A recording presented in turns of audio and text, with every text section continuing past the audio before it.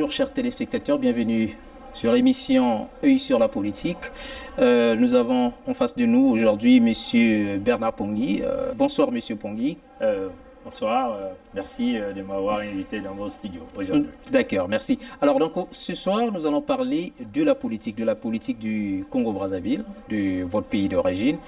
Et qu'en est-il exactement quelle est la situation actuelle au pays? Bon, la situation elle est très grave. Comme vous le savez, M. Sassou Nguesso a fait un passage en force. Il a fait voter une constitution que tout un peuple a rejetée. Et encore, il est en train de museler tous les leaders de l'opposition.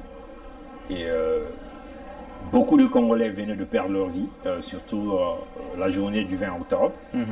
Et nous sommes dans un statu quo présentement. Voilà un peu en général. Est-ce que vous avez tenté de faire une révolution au Congo? Ben, écoutez, on ne peut pas parler d'une révolution, mais il faut savoir que c'est toute une population qui ne veut plus de Sassou Nguesso au pouvoir. Donc en un mot, on peut dire que c'est une révolution manquée. C'est pas une révolution manquée, c'est peut-être une bataille qui a été perdue, mais le combat continue, comme on dit, la résistance elle continue. Mais pourquoi est-ce que la bataille a été perdue? Bon, c'est comme... je vais vous expliquer quand même une situation que beaucoup de gens, certainement, ne voient pas du même angle que nous ici au Canada. Depuis très longtemps, nous n'avions jamais fait confiance à cette opposition congolaise. Quand vous essayez de voir les leaders de l'opposition, la majorité de ces leaders ont travaillé avec Sassou Nguesso. Donc il est assez difficile de voir ces leaders avoir un poids sur tout ce qu'ils peuvent dire à la population congolaise. Mais seulement, nous ici au Canada, nous pensons que l'opposition a dupé la population congolaise.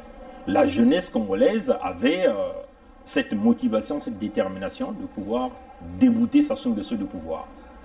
Et nous, on se dit que Sassou Nguesso, connaissant déjà ces leaders de l'opposition, les a envoyés auprès de la population congolaise pour essayer d'apaiser les populations.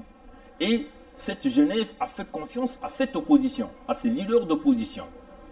Ces jeunes qui étaient déterminés, très déterminés à finir avec le système Sassou Nguesso, ont fait confiance aux leaders de l'opposition qui, à la fin, ne faisaient que promettre. Toutefois qu'il y avait un meeting, ils donnaient déjà le prochain programme en annonçant le prochain programme aux yeux des médias. Et donc, Sassou Nguesso était au courant de tout ce qui se passait. Et donc, nous, on se dit que c'est un jeu qui s'est fait entre les leaders de l'opposition et jusqu'à ce qu'ils ont déjoué la jeunesse congolaise. Et donc, pour vous, il n'y a plus d'opposition réelle au niveau du Congo-Brazzaville? On ne peut plus compter sur la vieille classe politique en tant que membre de l'opposition. Il nous faut une nouvelle génération. D'ailleurs, c'est ce qui fait que nous, ici, aujourd'hui, on est en train de militer très fort, créer des relations, ici au Canada, pour pouvoir changer la politique du Congo-Brazzaville. Je vais vous prendre un exemple. Mathias Nzon, par exemple, il a été ministre des Finances de Sassou Nguesso. Pendant le temps de la guerre de 1997, lors du coup d'État de Sassou Nguesso, Mathias Nzon avait la charge d'acheter les armes de guerre. Et donc, un certain Mathias Nzon, quelle que soit la parole qu'il va vouloir donner, Sassou Nguesso ne va jamais considérer cette parole. Parce qu'il a travaillé pour Sassou, Sassou connaît ses limites, Sassou connaît ses faiblesses. Okombi Salissa, c'est la même chose. Okombi Salissa a été guerrier au fond 400 de Poto-Poto. Il a été ministre dans le gouvernement de Sassou pendant plus de 15 ans. Okombi Salissa n'a pas de poids devant Sassou Nguesso. Nyerassa, c'est la même chose. Nyerassa fut ministre dans le gouvernement passé de Sassou Nguesso. Tous ces gens-là ne pèsent pas. Si vous essayez de voir l'opposition congolaise, ils n'ont pas d'emploi, ces gens-là. Comment ils font pour vivre? Beaucoup de gens doivent se poser cette question. Comment les leaders de l'opposition congolaise font pour vivre? C'est des gens qui ne sont pas des entrepreneurs, ils ne sont pas des hommes d'affaires, ils n'ont pas des activités ailleurs. Comment ils font pour vivre? Ils ne sont même pas des retraités de l'État congolais. Donc vous comprenez que ces gens-là reçoivent de l'argent de la part de la connexion qu'ils ont créée dans le système Sassou. Donc du coup, toutes les fois que ces gens-là se manifestent, cette parole ne sera pas considérée. Donc c'est ce que nous voulons demander aux jeunes Congolais. Ce n'est pas une façon de débouter tous ces leaders d'opposition, mais nous devons savoir que ce que vous appelez révolution, mais c'était une volonté, une motivation de toute la jeunesse congolaise qui ne voulait plus d'un système qui a échoué pendant plus de 32 ans, de donner le minimum au peuple congolais. Et donc l'opposition a travaillé avec Sassou pour pouvoir arriver à ce que nous sommes en train de vivre aujourd'hui. Mais pour vous, quel est le véritable homme politique au sein de l'opposition qui peut réunir tous les Congolais, c'est-à-dire qui peut être accepté partout au Congo? Quand je dis partout, c'est-à-dire du nord comme au sud, un leader fédérateur, un leader qui peut rassembler tout le monde. Voilà, c'est ça ce que je veux dire. Bon, à l'exception de quelques-uns que je pouvais peut-être dire, mais je pense que cet individu a manqué une chance du fait qu'il a fait partie du gouvernement de Sassou. Je prenais l'exemple de Parfait Kolela. Je ne suis pas un partisan de Parfait Kolela, mais Parfait Kolela, c'est quelqu'un qui n'a pas le sang sur ses mains. Si on essaie de voir, en comparaison avec certains leaders d'opposition, en commençant par Sassou lui-même, Sassou Nguesso lui-même, il est rempli du sang des Congolais entre ses mains. Parfait Kolela pouvait faire un bon leader politique de l'opposition congolaise. Mais l'erreur que Parfait Kolela venait de commettre, c'est qu'il a fait partie du gouvernement de Sassou Nguesso. À l'instant où nous parlons aujourd'hui, on ne voit aucun leader de l'opposition au Congo qui peut faire l'unanimité au niveau des Congolais. Aucun. Aucun. De ceux qui sont à l'opposition actuellement. Donc, l'opposition au Congo aujourd'hui, c'est nous ici dans la diaspora. Nous, dans la diaspora, il y aura un grand leader. Déjà, nous sommes en train de travailler sur plusieurs plans. Toutes les diasporas, ceux qui sont en Europe, en Amérique du Nord, nous sommes tous sur une même base de données. Nous sommes en train de travailler sur des grands projets et nous sommes en train de préparer un certain nombre de Congolais. Et c'est ceux-là qui feront partie des grands leaders pour pouvoir changer la dynamique au Congo-Brazzaville. Est-ce qu'il y aura un parti politique fédérateur, puisque j'aime beaucoup utiliser ce terme, parce que on voit un peu au niveau de l'opposition, en fait au niveau de la diaspora congolaise un peu partout dans le monde, il y a différents partis politiques. Il n'y en a pas qu'un, il y en a beaucoup. Est-ce que vous arriverez un jour à être ensemble pour former un front uni pour pouvoir réellement, sur le plan politique, je dis bien, aller se présenter, tenir tête contre le pouvoir en place pour des élections présidentielles, s'il y en aura, bien sûr? C'est vrai qu'il y a beaucoup de groupes politiques, beaucoup de partis politiques, mais la diaspora congolaise, elle est unie sur un plan. C'est-à-dire changer le système politique au Congo-Brazzaville. Sur ce point, toute la diaspora, elle est unie. Et nous travaillons sur cette base. Toute la diaspora congolaise est en résistance avec le système Sassou Nguesso. Mais vous devez comprendre une chose. Sassou n'est pas seulement dangereux pour le Congo-Brazzaville, le Sassou est aussi dangereux pour toute la sous-région. Et l'idée qui consiste à pouvoir enlever Sassou de ce système, ce n'est pas seulement un problème des Congolais, mais c'est aussi tous ces pays qui sont aux alentours du Congo qui ne veulent plus voir le clan Sassou au pouvoir. Je vais vous dire une chose que beaucoup de gens ne connaissent pas. Vous savez, présentement, il y a un projet qui est en cours, que d'ailleurs, avec la COP 21, qui vient de se passer à Paris, et ce projet a été approuvé, et ça va se faire. Mais si nous, on ne va pas se lever pour pouvoir avorter ce projet, ça sera la souffrance de toutes les populations qui vivent du bassin du fleuve Congo. Vous savez, Sassou Nguesso et Kabila ont donné leur accord sur le transfert de l'eau du bassin du Congo vers le lac Tchad. C'est un projet qu'on appelle le lac Tchad ICO. Un projet très dangereux qui consiste à déverser l'eau du bassin du Congo, du fleuve Congo. Dévier Non, pas dévier, on va déverser. Ils peuvent utiliser soit un transfert d'eau par gravité ou un transfert d'eau par pompage. Donc on va prélever l'eau du bassin du Congo, on va envoyer au lac Tchad pour pouvoir alimenter le lac Tchad.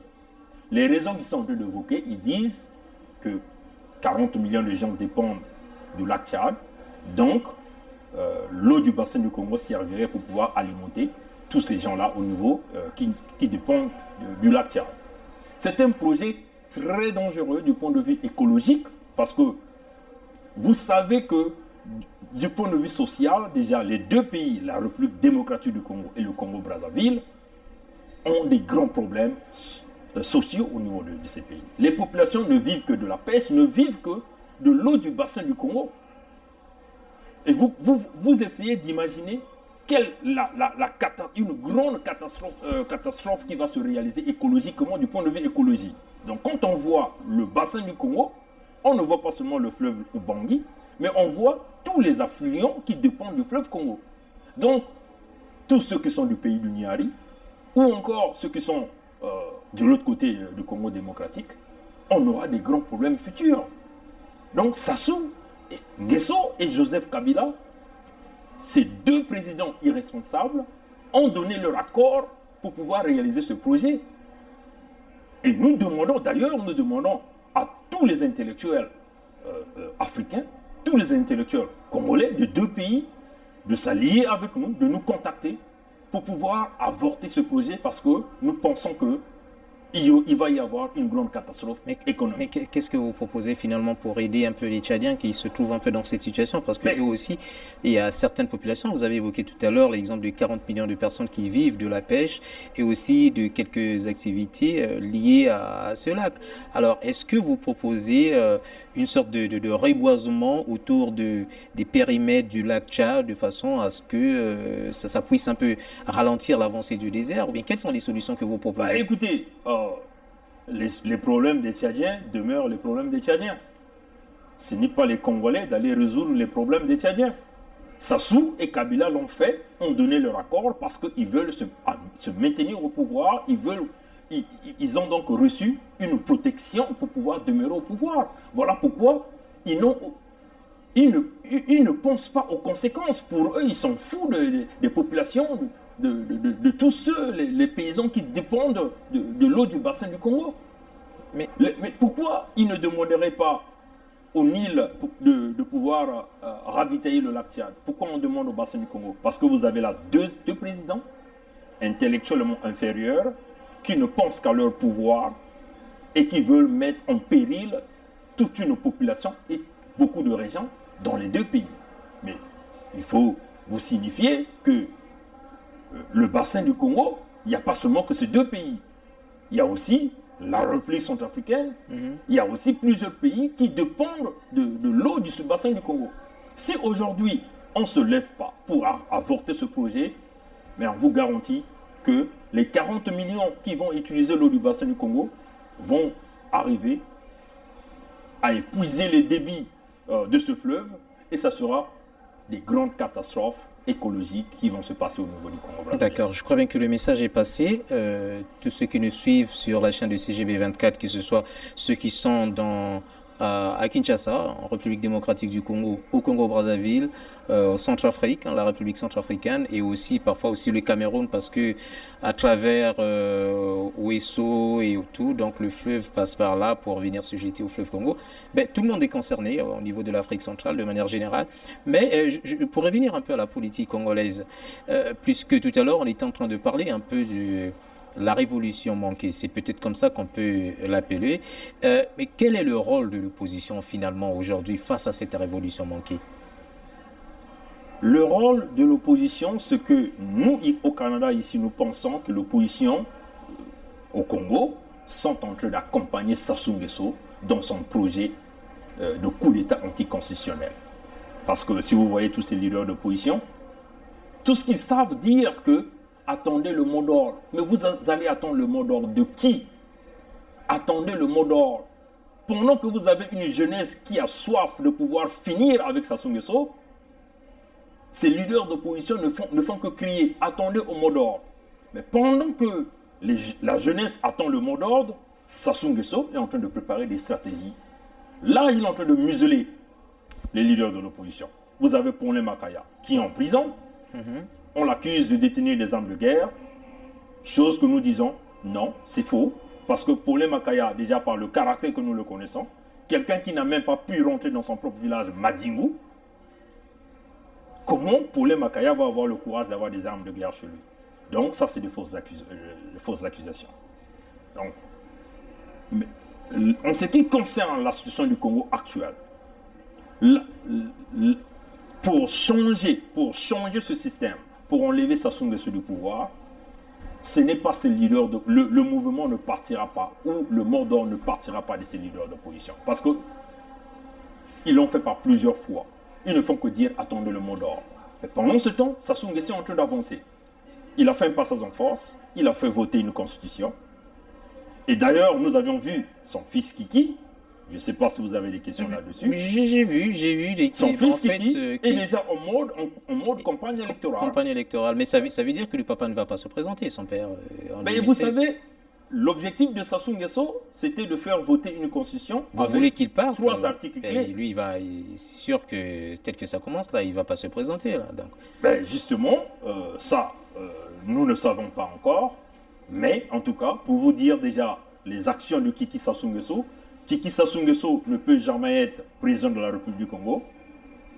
Premièrement, il n'est pas 100% congolais de Brazzaville. Ça, il faut le dire.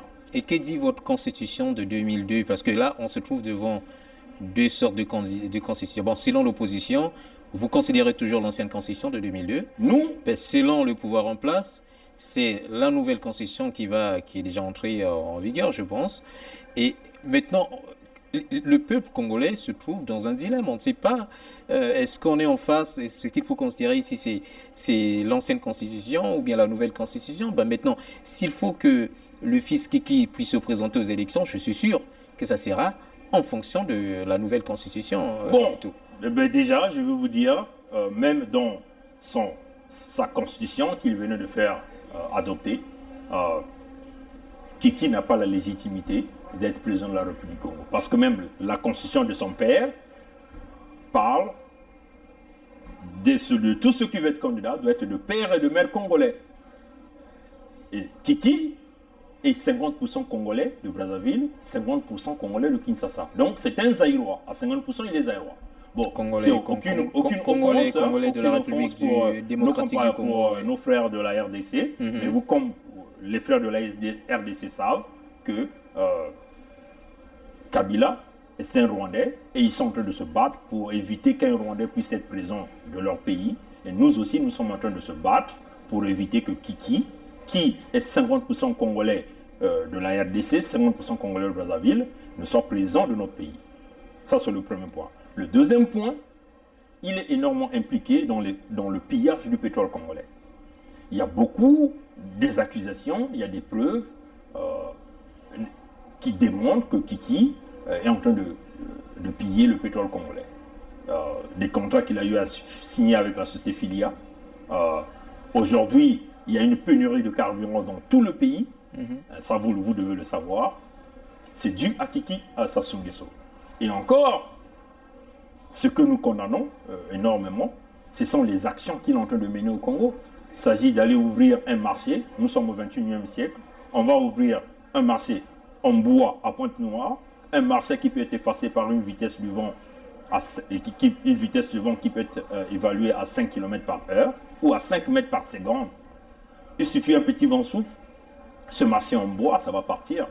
Et pourtant, c'est cette ville qui produit tous les revenus et tout l'argent que ces gens-là sont en train d'empocher et de mettre dans leur poche. Mais qu'est-ce que vous devrez faire finalement, puisque l'autre est déjà en mode campagne, même si ça ne se dit pas, mais c'est ça ce qu'on voit. Et vous, dans votre opposition, de partout dans le monde, que ce soit ceux qui sont à l'intérieur, vous continuez toujours avec ce petit jeu de boycott, on assiste, et puis demain, on reconnaît quelque chose. Parce que il n'y a pas très longtemps, lorsqu'il y a eu le référendum, vous avez dit, vous avez dit, tout le monde disait non au référendum, non à la nouvelle constitution.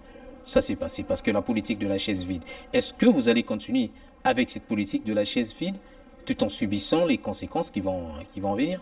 Bon, tout d'abord, je tiens à vous dire, on ne peut jamais travailler avec Sassou Nguesso. Et nous sommes en train d'abord d'encourager tous les jeunes Congolais. Sassou demeure un danger.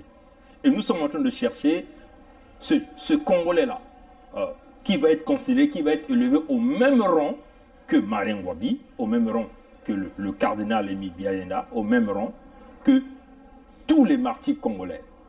Celui qui va arriver à toucher l'intégrité physique de Sassou Nguesso, et nous savons qu'il va prendre ses risques, il va certainement il va perdre sa vie, mais nous allons récompenser cette famille-là. Parce qu'au moment où nous sommes, si nous n'arrêtons pas le système Sassou, si nous ne touchons pas à l'intégrité physique de Sassou Nguesso, le Congo va aller à une perdition. À l'heure où nous sommes, nous ne parlons pas d'une politique de chaises vides, mais nous sommes en face de nous un système qui est en train d'utiliser des armes de guerre pour tuer la population. On ne peut pas continuer à envoyer les gens à la mort, mais nous sommes en train de travailler sur plusieurs plans. Le problème avec le système politique du Congo, c'est que vous aviez un système mafieux encouragé par Sassou Nguesso et certains leaders politiques français. D'ailleurs, nous avions vu, quand Sassou est parti à la COP 21, comment tous les leaders politiques français sont allés s'aligner à l'hôtel où était Sassou pour recevoir certainement leur compte. C'est dû à quoi? Ben, c'est une façon de vous dire que la France-Afrique continue, mais nous, on va contourner ce système. Donc, nous cherchons ce qui sont vos soutiens finalement? Parce qu'à chaque fois que je pose cette question à certains opposants, on dit toujours que ça fait partie des secrets, qu'on ne peut pas tout révéler, parce que nous avons comme l'impression que des personnes chez qui vous allez pleurnicher à chaque fois pour demander de l'aide afin de chasser le pouvoir actuel, ce sont toujours les mêmes gens qui soutiennent le pouvoir. Donc, il faut penser à d'autres stratégies. Là. Non, il y a les stratégies, c'est ce que je viens de vous dire. Il faut travailler en solitaire, c'est-à-dire nous encourageons énormément les jeunes Congolais. Il ne s'agit pas de prendre les armes, d'aller faire la guerre avec Sassou Nguesso, mais nous encourageons énormément. Du point de vue politique, le combat doit rester politique. Le combat est politique. Et pacifique. Et pacifique, mais on ne peut pas mener un combat pacifique contre un individu qui ne sait que détruire la vie des autres. Nous venons de voir, le 20 octobre, combien de Congolais ont perdu la vie. Plusieurs Congolais venaient de perdre la vie. Il a tenté, nous le savons tous que M. Sassou Nguesso, c'est lui qui avait assassiné Marien Ngouabi. Tout le monde le sait. Et nous savons tous que M. Sassou Nguesso avait assassiné Pierre Onga. Tout le monde le sait. Mais quelle est la réponse par rapport à ça? Il faut trouver des stratégies. Il faut trouver forcément d'autres stratégies. Il ne s'agit pas d'aller faire la guerre, mais des gens doivent travailler en solitaire pour pouvoir sauver ce pays. On n'a pas le choix de le faire, il va falloir qu'on le fasse. Mais hier, par exemple, vous faisiez confiance à Madame Michaëlle Jean, mais j'ai comme l'impression que vous êtes un peu déçu. Là.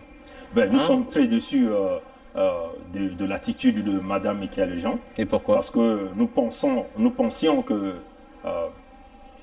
elle représente les valeurs canadiennes, qui consiste à appuyer la démocratie, et voir Michaëlle Jean changer de direction, prendre un virage à 90 degrés, et qui autrefois condamnait l'attitude. Qu'est-ce qu'elle a dit dernièrement pour que vous puissiez penser qu'elle a changé à 90 degrés? Bon, écoutez, Michaëlle Jean, bien avant, elle est passée par plusieurs interviews sur TV5.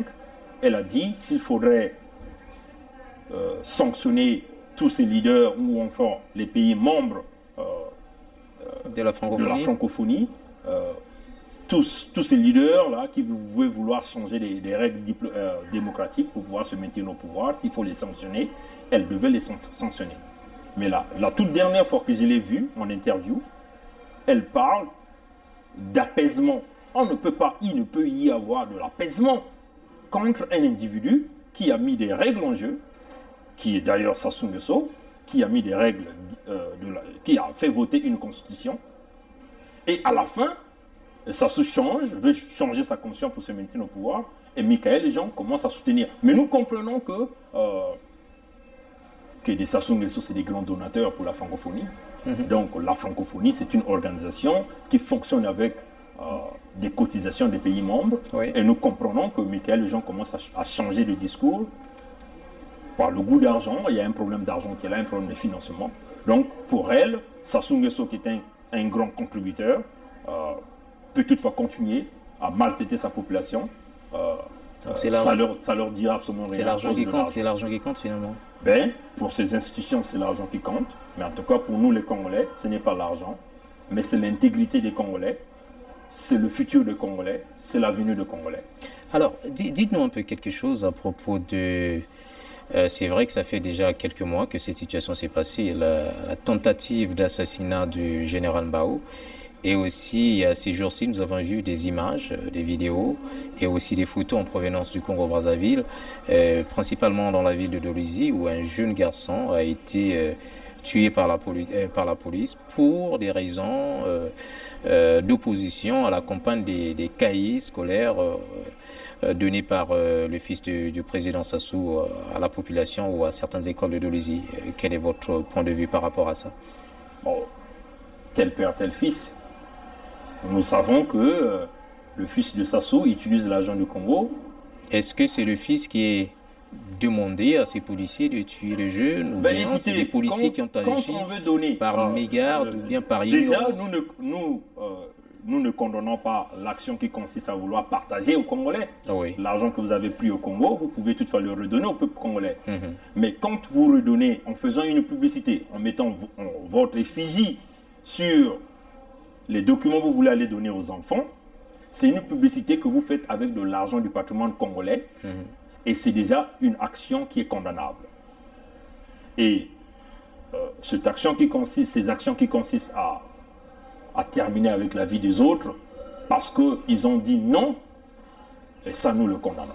Et nous le disons haut et fort. C'est dommage que les miliciens de Sassou Nguesso ont pu raccourcir la vie de ce jeune homme congolais à Dolisie. Et ce n'est pas seulement son cas, il y a plusieurs cas qui se passent au Congo-Brazzaville. Il y a ceux qu'on enlève, qu'on ne voit pas les corps. Mais c'est le même système qui continue. Vous aviez au système au Congo, tout le système au pouvoir est en train de finir les populations. C'est un génocide qui est en cours au Congo-Brazzaville, qu'on ne vous cache pas. Il faut que les gens le sachent. Le génocide s'est fait. Sassou a déjà fait plusieurs génocides au Congo. Lorsqu'il était parti vouloir attraper Pierre Anga, il y a eu le génocide des Kouyou. Sassou a été protégé par cette même communauté internationale, notamment la France qui est énormément impliquée, l'Italie qui est énormément impliquée dans le pétrole congolais. Il y a eu le génocide des populations du sud du Congo lors de son coup d'État de 1997. Jusqu'à nos jours, le génocide continue. C'est une thèse qui est contestée par certaines personnes pour dire qu'il y a eu guerre civile, donc les gens se sont entretués de part et d'autre, tout le monde a tenu les armes, et donc on ne peut pas parler du génocide en ce sens. Bon, c'est que certains experts disent. Il faut voir le point déclencheur. Le point déclencheur, les gens disent qu'il y a eu guerre civile, il n'y a pas eu guerre civile. Il faut dire que le coup d'État, Sassou Nguesso a fait un coup d'État, et qui a permis donc à celui qui était au pouvoir de résister à ce coup d'État. Et voilà pourquoi il y a eu mort d'homme. Mais même quand celui qui était au pouvoir a laissé le pouvoir, il est parti, Sassou a continué, il a progressé. Les années 2002, il y a eu génocide. Les populations du Sud. Les 353 disparus au but de Brazzaville, c'est un génocide. Et ça, on ne va pas contester. Ça, c'est une réalité. Tout le monde sait que 353 Congolais escortés par le HCR, arrivés au but de Brazzaville, ces Congolais-là, originaires du sud du Congo, ont tous disparu au but de Brazzaville. Tout le monde le sait, on ne va pas le contester. Donc c'est en fonction de ça que vous parlez de génocide, parce que la plupart de ces jeunes ou bien des personnes, des hommes qui ont été mis dans des containers, c'était des gens du Sud. Justement, c'est ça, parce que le génocide, c'est on cible un groupe de la population, une catégorie de la population, ça c'est la définition. Hein. Vous voulez parler du groupe ethnique, tribu, quelque chose comme ça? Voilà, donc pour des motivations soit religieuses ou ethniques ou politiques, ça c'est une définition qu'on donne au génocide. Mais même là encore, il y a d'autres preuves qui prouvent qu'en 2002, signé par Sassou Nguesso lui-même, un projet qu'il appelait Moebara, qui consistait à éliminer les populations du Sud. Les documents sont là. La Cour pénale internationale de justice certainement doit avoir des documents. Mais en tout cas, nous, ici au Canada, on a ces documents. nous avions donc eu même, déjà ici au niveau du gouvernement du Canada, nous avions donc présenté ce document-là, que vous voyez ici, ce document. Là, nous avions décrit tout ce qui se passait et toute l'histoire du Congo se trouve à l'intérieur. Les crimes économiques et les crimes de sang de Sassou Nguesso se trouvent à l'intérieur, que nous avions déposés au gouvernement fédéral. Donc, c'est des preuves, il y a des documents signés par Sassou sur le projet Moi Baraki est là-dedans. Donc, c'est une façon de vous dire que c'est connu de tous, Sassou est protégé par la classe politique française, et notamment avec le système France-Afrique, mais nous pensons que le système va arriver à la fin bientôt. D'accord. Maintenant, parlons un peu de votre mouvement politique, parce qu'il me semble que vous avez créé un mouvement politique dont j'ignore encore le nom, que vous allez certainement nous en parler un tout petit peu. Mais en passant, on sait que vous êtes aussi un membre du mouvement Carton Rouge. Bon, écoutez, le mouvement démocratique de la jeunesse africaine pour le développement, ça a toujours existé, Ah oui. mais on n'avait pas encore eu la certification ici au Canada. Mais là, c'est fait. La certification est sortie depuis avant-hier. Oui. C'est un mouvement à but non lucratif, mais qui travaille toujours dans le sens de pouvoir maintenir la démocratie dans notre pays, encourager l'éducation des jeunes, notamment dans le métier d'ingénierie. Donc, il y a plusieurs projets qui sont là en cours, que nous travaillons en connivence avec le mouvement citoyen Le Carton Rouge, que je suis d'ailleurs le secrétaire général, et que Sosten, qui est le président de ce mouvement, pour pouvoir aider les jeunes du Congo. Mais nous ne pouvons pas aider les jeunes du Congo avec ce système qui est au pouvoir au Congo. Comme vous le savez, si vous partez avec des fournitures scolaires, ces gens-là vont tout récupérer pour pouvoir aller donner ou donner à leurs parents. Nous voulons aider les jeunes Congolais. On ne va pas voir de quelle région tu sors, de quel groupe que tu sors, de quel club, mais on va voir la potentialité. Et quels seront les critères de choix de région ou bien de la ville à aider? Parce que le Congo est quand même un pays vaste. S'il y a des dons que vous devrez faire, est-ce que vous pouvez nous dire un peu quelques critères qui vous permettent de décider que telle région ou bien telle ville nécessite ou bien a besoin de telle structure pour son développement? Bon, le premier projet que nous envisageons ici, c'est d'abord essayer d'électrifier les écoles, peu importe la région, peu importe le village. Et quelle source d'énergie allez-vous utiliser? Nous allons utiliser l'énergie solaire. L'énergie solaire. L'énergie solaire. Et créer des bibliothèques dans ces écoles pour pouvoir donner aux populations. Mais le départ de ce projet se fera dans les villages. Alors, est-ce que cela veut dire que vous devrez créer une entreprise d'énergie solaire au pays? Parce qu'il en existe déjà une.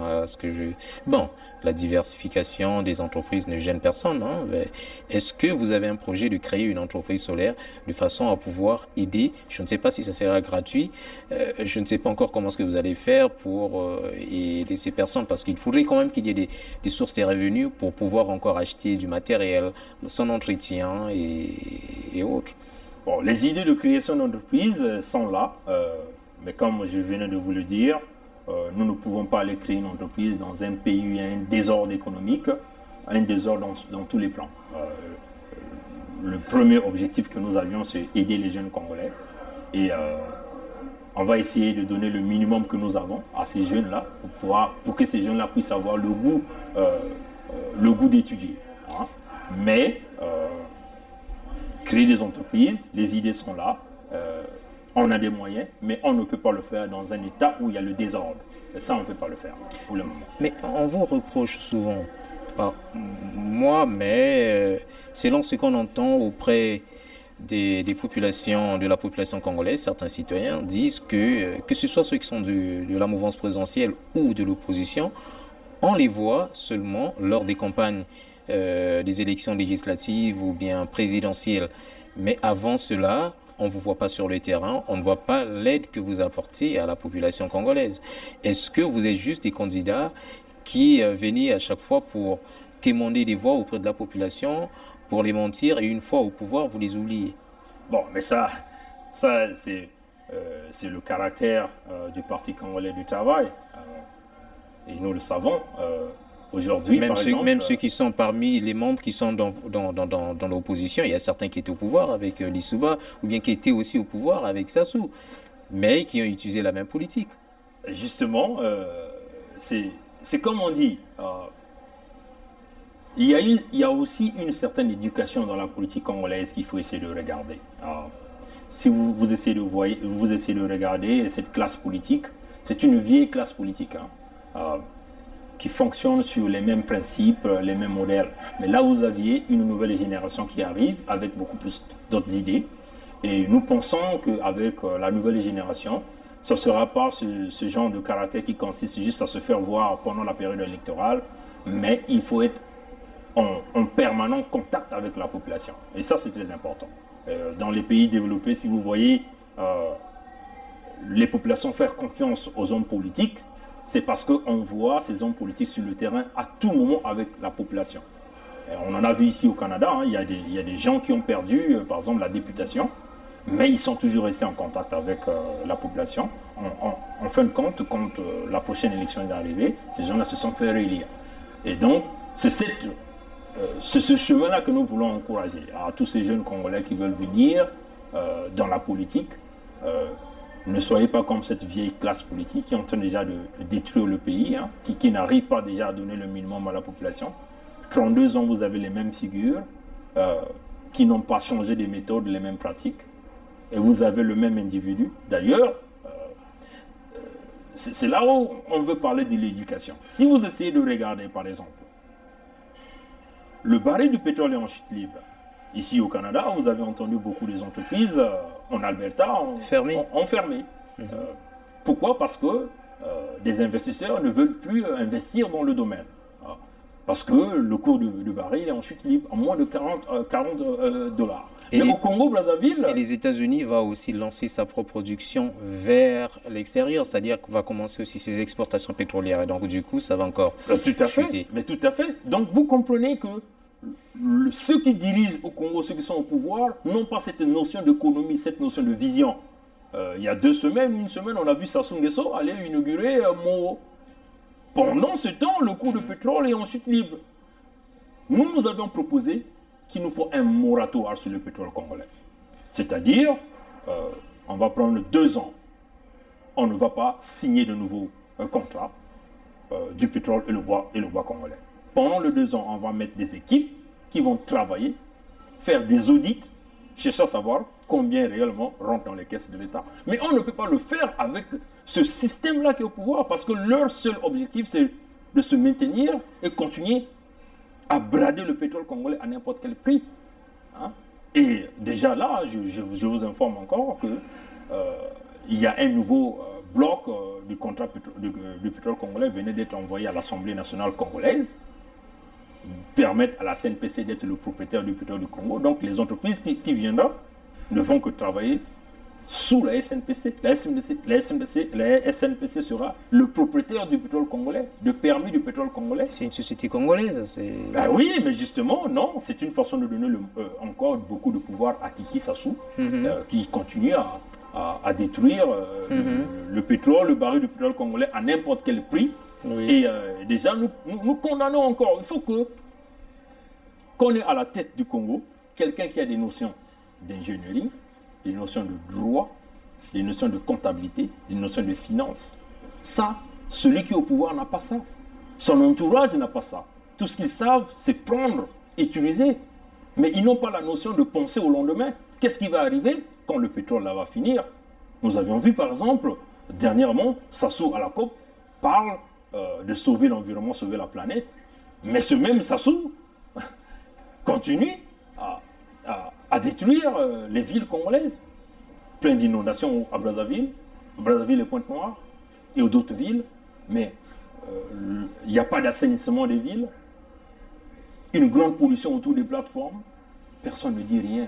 Le Congo est un fourre-tout où vous aviez des gangsters qui ont pris ce pays, économiquement, financièrement. Ils sont en train de ruiner ce pays jusqu'à leur mort. Est-ce que vous ne ferez pas de même une fois devenu, je ne sais pas, ministre, ou bien parce que tout le monde fait la politique pour devenir ministre, et puis une fois ministre, on oublie le peuple. Hein. Ben, comme vous le savez, on n'a rien à envier avec ceux qui sont dans la politique au Congo. Nous avions étudié ici, nous sommes payés, nous sommes bien payés, vous utilisez votre tête, vous avez une matière grise, vous l'utilisez, vous êtes bien rémunéré. Je n'ai rien à envier. Hein. Tous ceux qui me connaissent ou qui nous connaissent ici savent un peu ce que nous avons. Je n'ai rien à envier ni à Sassou, ni au ministre du Congo, parce que tout ce qu'ils ont, ils l'ont pas eu de leur propre effort. Ils l'ont pillé auprès du peuple congolais. Mais le minimum que nous avions ici, nous le méritons parce que nous travaillons dur pour en avoir. Et vous connaissez les réalités du Canada. Voilà. Merci. Nous sommes arrivés à la fin de notre émission et donc nous demandons donc à Monsieur Bernard Pungui de pouvoir nous dire son dernier mot par rapport à tout ce que nous avions parlé aujourd'hui sur la politique congolaise et puis et aussi concernant son parti politique. Bon, merci encore. Notre message s'adresse à la jeunesse congolaise. Donc nous voyons tous les jeunes, les lycéens, les étudiants de l'université Marangwabi. Vous devez savoir que l'avenir du Congo, c'est d'abord vous. Ce n'est pas ces leaders d'opposition-là qui vont vouloir changer le Congo. Vous devez prendre votre futur entre vos mains. Je donne beaucoup de courage à ce jeune de Dolisie qui a perdu sa vie parce qu'il a dit non à un système qui voulait le coloniser en le présentant des fournitures scolaires avec l'effigie de Kiki Sassou Nguesso. Donc, la révolution du Congo partira de ces jeunes, les jeunes des lycées. Vous savez que vous n'avez pas de futur avec ce système. Nous vous demandons de continuer la résistance, de n'accepter pas ce système. Vous devez vous battre jusqu'au dernier souffle pour pouvoir changer ce système. Sassou, il doit partir. On n'a plus besoin de lui. En ce qui concerne notre mouvement démocratique de la jeunesse africaine pour le développement, et aussi le mouvement citoyen Le Carton Rouge, nous sommes en train de travailler fort pour pouvoir venir au Congo, aider ces jeunes, mais nous ne pouvons pas venir avec ce système politique au pouvoir et Sassou Nguesso au pouvoir. Voilà pourquoi nous sommes en train de travailler ici au Canada, jusqu'à ce qu'on puisse obtenir la chute de Sassou Nguesso. Voilà un peu ce que je tenais à dire. Merci, voilà. merci, Monsieur Bernard Pungui. Merci d'avoir accepté en fait notre invitation sur CGB 24 TV Universel. Et donc, à nous revoir la semaine prochaine. Merci beaucoup. Merci. À plus tard.